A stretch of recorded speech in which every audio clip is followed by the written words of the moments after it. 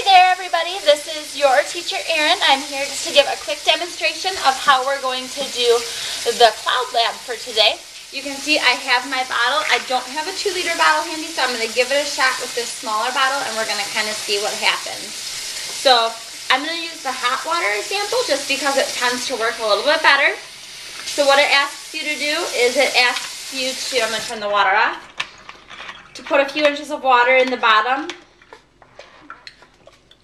You're going to give it a good shake so that there's water molecules present. You're going to squeeze the bottle. I'm going to come up nice and close with it. And then you're going to release. And you're going to see if you can see any clouds forming. And you should have been able to see it very slightly. We're going to do it again. I'm going to dump the water back out. We have really hot tap water at our house, so I can get our tap water to run hot enough with that.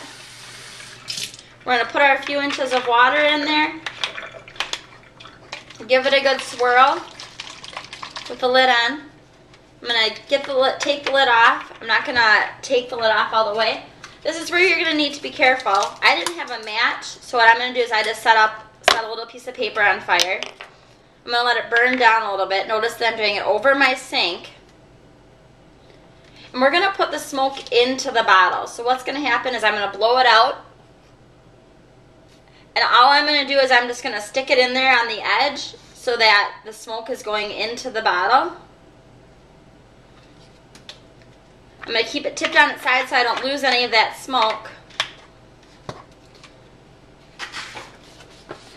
And then what I'm going to do is I'm going to give the bottle a good squeeze, release it. And did you guys all notice how quickly that cloud formed in there this time?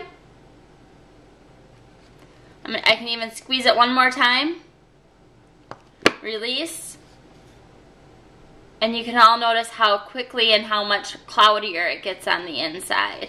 Okay? Now what we're seeing in there is not just the smoke. Okay? As we watch, we can see that the cloud kind of does dissipate, and that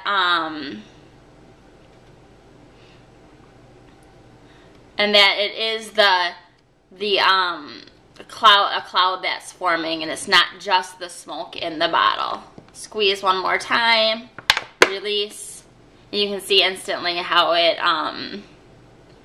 does. I can actually even swirl the water in here a little bit to make the cloud go away somewhat. Squeeze, release, and it does cloud up a little bit more. Alright, well thanks for joining me for our science experiment today, and I wish you the best of luck as you are making your own clouds.